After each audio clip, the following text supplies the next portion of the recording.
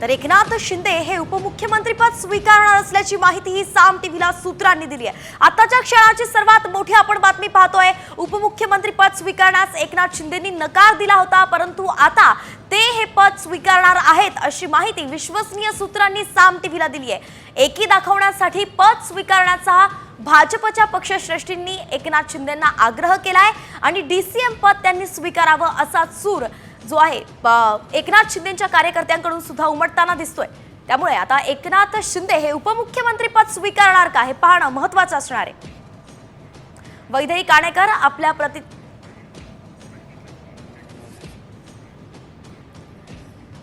तर शिंदे सेनेच्या नेत्यांची एकनाथ शिंदेंकडे त्यांनी एक मागणी केलेली आहे। शिंदे सेनेचे नेते म्हणतायत की एकनाथ शिंदे यांनी उपमुख्यमंत्री पद स्वीकारावं, सत्तेबाहेर न राहता सत्तेत राहून सरकार चालवा असा आग्रह शिंदे सेनेचे एकंदरीतच नेते मंडळी त्यांच्या नेत्याकडे करतायत, म्हणजेच एकनाथ शिंदेंकडे करतायत। म्हणून एकनाथ शिंदे यांनी उपमुख्यमंत्री पद स्वीकारावं, सत्तेत राहावं आणि मग सरकार चालवावं असाच आग्रह आता शिंदे सेनेच्या नेत्यांनी केलेला आहे। तर आपण पाहतोय आपल्या हे अत्यंत महत्त्वाची अशी एक बातमी आहे। या संदर्भात अधिकची माहिती आपल्याला आपले प्रतिनिधी वैदेही काणेकर देत आहे। वैदेही, काय नेमकं सविस्तर अपडेट कसं बघतो याकडे, कारण की भाजपच्या पक्षश्रेष्ठींनी सुद्धा आग्रह केलाय आणि आता शिंदे सेनेच्या नेत्यांनीही आग्रह केलाय की एकनाथ शिंदे यांनी उपमुख्यमंत्री पद स्वीकारावं, त्यांची मनधरणी करण्याचेच प्रयत्न आहेत का?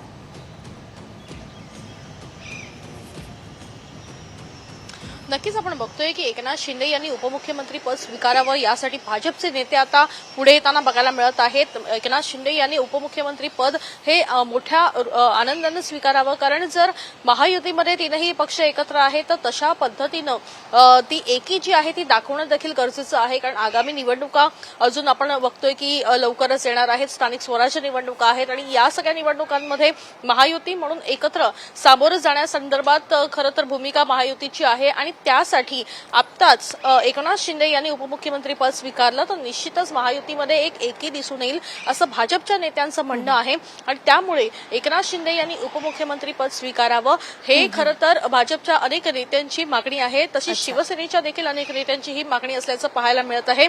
बाहेरून कुठल्याही पद्धतीनं पाठिंबा न देता सत्तेमध्ये राहून जी आहे ती आपण सत्ता चालवावी अशी अपेक्षा खरं तर या सगळ्या नेत्यांना आहे। कारण एकनाथ शिंदे यांच्या नेतृत्वाखाली गेल्या 2.5 वर्षांमध्ये सरकार चाललं होतं आणि त्याचा परिणाम महायुतीला मोठं जे आहे ते संख्याबळ आलेलं पाहायला मिळतंय आणि अशामध्येच एकनाथ शिंदे जर बाहेरून पाठिंबा देणार असेल तर कदाचित त्याचा फटका महायुतीला बसू शकतो असं देखील त्यांचं म्हणणं आहे आणि म्हणूनच एकनाथ शिंदे यांनी सत्तेमध्ये राहून उपमुख्यमंत्री पद स्वीकारून सत्तेत राहून त्यांनी एकी जी आहे ती दाखवणं गरजेचं आहे आणि एकत्रितरित्या महायुती कशा पद्धतीनं बळकट आहे हे दाखवण्याचा प्रयत्न जो आहे तो या ठिकाणी महायुतीच्या सगळ्या नेत्यांकडून होताना बघायला मिळतोय।